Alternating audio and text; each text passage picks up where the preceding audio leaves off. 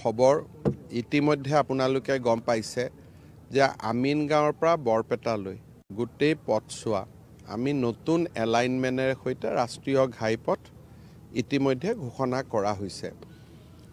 ইমান দিনে বৰপেটাৰ ৰাইজৰ এটা বহুত ডাঙৰ আপত্তি আছিল যে চহৰখনেদি কোনো এতিয়া নেশ্যনেল হাইৱেৰ অনুমোদন হ'ল। আমি ইয়াৰ পিছত এতিয়া এষ্টিমেট হ'ব আৰু সেই হাইৱেটো আহি হাউলিতে সংলগ্ন হ'ব। মই ভাবোঁ যে ই বৰপেটাৰ আৰ্থ সামাজিক বিকাশত এটা গুৰুত্বপূৰ্ণ ভূমিকা গ্ৰহণ কৰিব। এটাকৈ হৈ যাওক। এজনে মানুহ 3.5 বছৰত কিমান কৰিব? লাহে লাহে চব কৰি গৈ আছোঁ। হাইৱেটো তাৰ নিয়ম হ'ল যে এতিয়া এলাইনমেণ্ট হৈ গ'ল, এতিয়া এষ্টিমেট হ'ব। এষ্টিমেট হোৱাৰ লগে লগে লেণ্ড একুইজিশ্যন আদি হ'ব। 1.5 বছৰমানটো লাগিব, কিন্তু এবাৰ হৈ গ'ল আৰু এতিয়া সেইটো মানে হোৱাৰ পথত ওলাই আহিল আৰু নিযুক্তিটো সকলো জেগাত হৈয়ে আছে, য'ত যেনেকৈ পোষ্ট আছে। আৰু এই বছৰটোত মই ভাবোঁ যে আৰু 40-50 হাজাৰ যুৱক যুৱতী নিযুক্তি হ'ব, কিন্তু ফৰেষ্টত বা ইমান দূৰলৈকে মোৰ মনত নাই। কিন্তু জেনেৰেলিটো এইবাৰ 40-50 হাজাৰ আৰু এপইণ্টমেণ্ট হ'ব। মই কালিহে যাম কেম্পেইনৰ কাৰণে, কালি আৰু পৰহি, তাতে গম পাম গ'লে। হ'বই। এই ইলেকশ্যনৰ লগত ৰিজাল্টৰ কোনো সম্পৰ্ক নাই। ৰিজাল্ট ৰেডি হৈ গ'লে ৰিজাল্টটো ৰাখি থৈতো লাভ নাই। গতিকে ফেব্ৰুৱাৰীৰ শেষত নহ'লে মাৰ্চৰ প্ৰথম সপ্তাহত ADR ৰিজাল্ট হোৱাৰ সম্ভাৱনা আছে। তাৰ মাজত কেতিয়াবা পৰীক্ষাৰ কথা 2 দিন আগত 2 দিন পিছত কেতিয়াবা হৈ যায়। হায়াৰ ছেকেণ্ডেৰী পৰীক্ষা যিদিনাখনে শেষ হ'ব পিছদিনাখনেই পঞ্চায়ত ইলেকশ্যন। মোকতো কোনে লগেই পোৱা নাই দেখোন। মাত আকৌ কথা বাৰ্তা পাতোঁ। এনেই কিয় মুছলমান মানুহবিলাকক বদনাম কৰিব লাগে?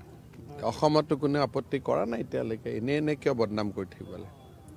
আজিকালি দিনত কোনে 3টা বিয়া কৰাব বিচাৰে? আজিকালি কোনো মুছলমান মানুহে এটাৰ ওপৰত বিয়া নকৰাই, হয় নহয়? গতিকে এইবিলাক দাবী উত্থাপন কৰিলে মানুহৰ মনত সন্দেহে হয় যে ক'ৰবাত 2-3টা হৈ আছে নেকি। কিন্তু মইতো এইবাৰে আমি যিবোৰ জৰীপ চলি আছে, আজিকালি মুছলিম মানুহৰ মাজত 3টা বিয়া কৰা 2টা বিয়া কৰা বহুত নায়েই বুলি ক'ব পাৰি। হ'ব বাবা, হৈ গ'ল। এছেম্বলিত বিল হ'ল, গভৰ্ণৰে অনুমোদন জনালে, এতিয়া ৰাষ্ট্ৰপতিৰ চহীৰ কাৰণে গৈছে। 3-4 মাহ লাগিব। এইটোতো আইনো পাছ হৈ গ'ল দেখোন। এতিয়া বিক্ৰী আৰু ক'ত হ'ব? 5 কিলোমিটাৰ বাহিৰৰখিনি হ'ব, ভিতৰত আৰু তাৰ স্থানীয় মানুহে বিক্ৰী বাৰ্তা হ'ব।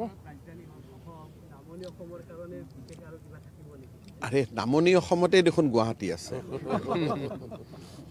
গুৱাহাটী, কোকৰাঝাৰ, নলবাৰী এইবিলাক দেখোন চব ৰাজধানীয়ে হৈ আছে। গতিকে নামনি অসমত গুৱাহাটী আছেই দেখোন, হয় নহয়? এটা তেওঁলোকে 100 ভৱন এটা বনাব খুজিছে।